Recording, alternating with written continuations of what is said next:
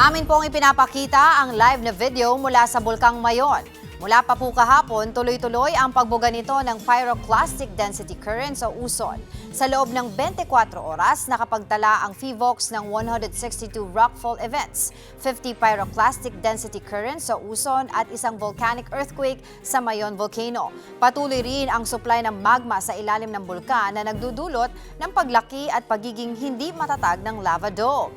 May naobserbahan ding crater glow sa tuktok ng bulkan na dulot ng superheated volcanic gas mula sa bagong magma. Para po sa iba pang detalye, makakasama natin si PHIVOLCS Director Teresito Catoto Bacolcol. Magandang tanghali po sa inyo, Catoto. Thanks for joining me today. Yes, ma'am. Magandang tanghali din po sa inyo. Opo, Katoto, ano po ba ang ibig sabihin ng patuloy na rockfall events at Uson? At syempre, para po sa ating mga kapatid na nanonood ngayon, gaano po ito kaseryoso sa kasalukuyang sitwasyon ng Mayon? Okay, so yung patuloy po na na-observe natin na rockfall events at saka yung Uson, indicators po yan na may active lava dome growth sa summit ng Mayon volcano. So ibig sabihin may bagong lava na dahan-dahang naiipon at habang lumalaki ito, nagiging unstable. Kaya may mga pagguho na manifested as yung nakita natin ngayon, rockfalls and PDCs or yung tinatawag ng ating mga kababayan sa Bicol na Uson. So yung Uson or pyroclastic density current ay napakadelikado po yan dahil ito ay mabilis at may halong mainit na abo, bato at gas. It can burn or incinerate everything on its path. Noong 1993 na sumabog yung Mayon, 77 po ang namatay dahil sa Uson or PDC. So, talagang delikado po itong Uson na to. Pero as we monitor po itong Mayon Volcano, sabi nyo nga po may constant supply of magma na nagdudulot ng paglaki ng lava sa dome. Ano po ba yung binabantayan po natin o yung palatandaan ng pagmamonitor po natin na maaaring magpataas po ng alert level? Currently po, no, just to be clear, alert level 3 po tayo ngayon. Yes, tama po kayo. Nasa alert level 3 ngayon. And binabantayan natin yung mga parameters tulad ng biglang pagtaas o di naman kaya ay biglang pagbaba ng sulfur dioxide. Kapag meron tayong sustained increase in mass flux, meaning may nakita tayong mas mahabang lava flows, meron tayong mas malalaki at frequent na uson, at saka kapag may nakita tayong lava fountaining, kapag meron din tayong nakikitang pagdami ng volcanic earthquake. So far, for the past 72 hours, isang volcanic earthquake lamang yung naitala natin. At kapag meron tayong nakikita ng minor explosions, then we may raise it to alert level 4. Okay. But right now, hindi pa natin nakikita yan. Pero may possibility po na pagka magkaroon pa po, makakapagtala tayo ng iba pang volcanic eruption, ay possible po yun na makapag-raise po tayo ng alert level. Yes po, yes.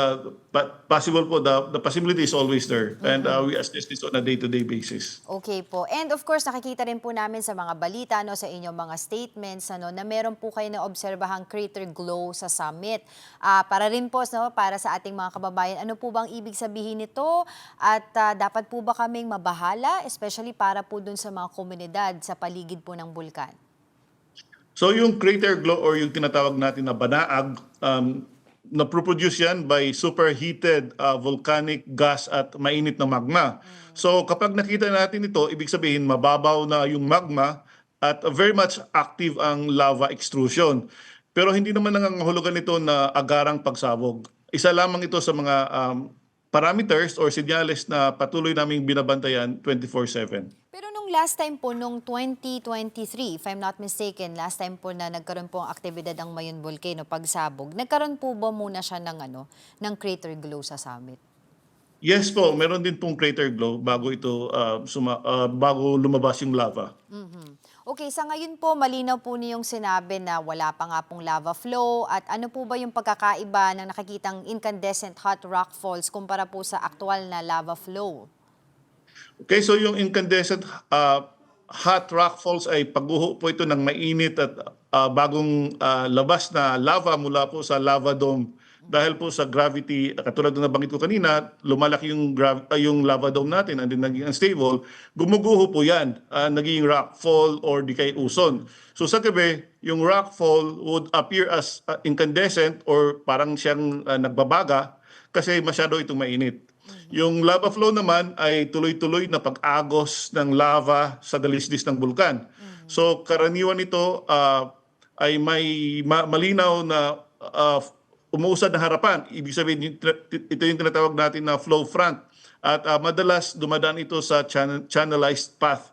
So sa ngayon, wala pa tayong na-observe na lava flow. At ang nakikita lamang natin ay yung mga pagguho coming from the lava dome manifested as rock falls at saka yung ozone. Okay, and of course, we would also like to know yung mga paalala po ninyo sa mga residente, of course, sa loob ng 6 km permanent danger zone at mga posibleng hazard tulad po ng uson, rockfall at lahar. Okay, so mahigpit nating pinalalahanan ng ang publiko na walang dapat manatili or pumasok sa loob ng 6 km permanent danger zone. Iwasan din ang mga ilog at galis, lalo na kapag umulan dahil posible po yung lahar. Ang pinakamahalaga po ay sundin ang advisories coming from our office at saka sa kanilang mga LGUs. And may posibilidad po ba, base po dun sa pagmomonitor po ninyo sa Mayon Volcanoes activities, na maaaring lumawak po yung maapektuhan nito na mga karatig lalawigan din? If we raise the alert level from alert level 3 to alert level 4, then we may extend the danger zone beyond the current 6 km. 6 km.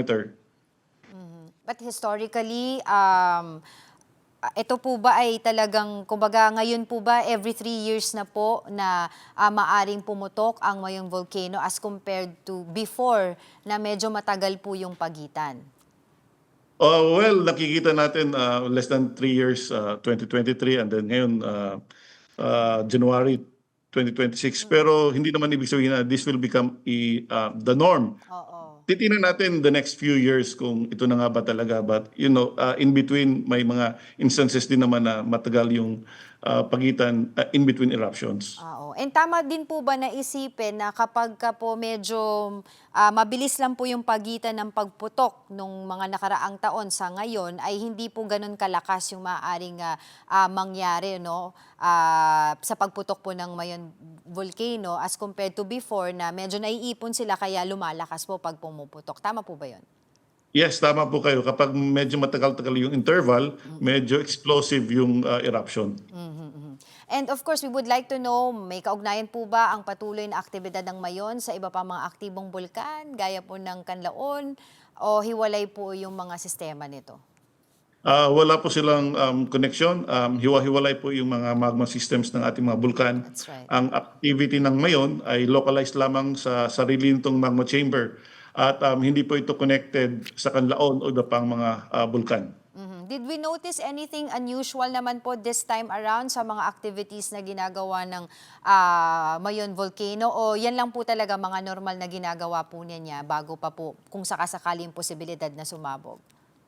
Ito yung nakikita natin, again, the same pattern that we've seen in 2023. Nagkaroon muna ng lava dome growth and then biglang nagkaroon ng rockfall events and then PDC. So sana this will follow the 2023 template. Ang downside lang is this would probably take longer.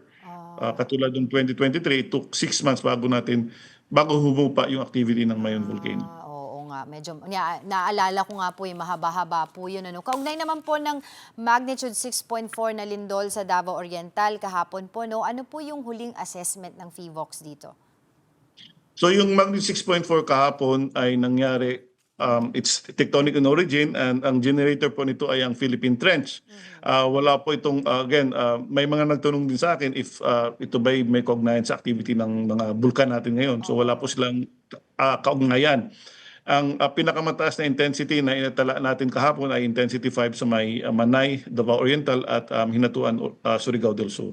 Sa ngayon po, before I let you go, Director, no, ano pa po yung mga volcano po na binabantayan po ngayon closely ng PHIVOLCS? Baka po sakaling may mga magiging activities in the future. Meron tayong 4 na bulkan na may alert levels. Yung Taal Volcano is on alert level 1, and for the past 24 hours, wala tayo ni isang volcanic earthquake na inaitala. Yung nabanggit na natin, yung Mayon Volcano nasa alert level 3. Yung Canlaon Volcano naman is on alert level 2. And kahapon meron tayong naitalang ash emission activity. Actually, 2. Yung isa masyadong matagal, galing from bandang alas 3 natapos mga alas 10 na ng gabi. And yung pero sakop pa rin ito sa kanyang alert level 2 status. And then we have Bulusan Volcano which is on alert level 1. Alright, maraming salamat po sa inyong oras. Alam ko po, napaka-busy nyo na po ngayong mga araw na ito. At maraming salamat po, FIVOX Director Teresito Catoto Bacolcol.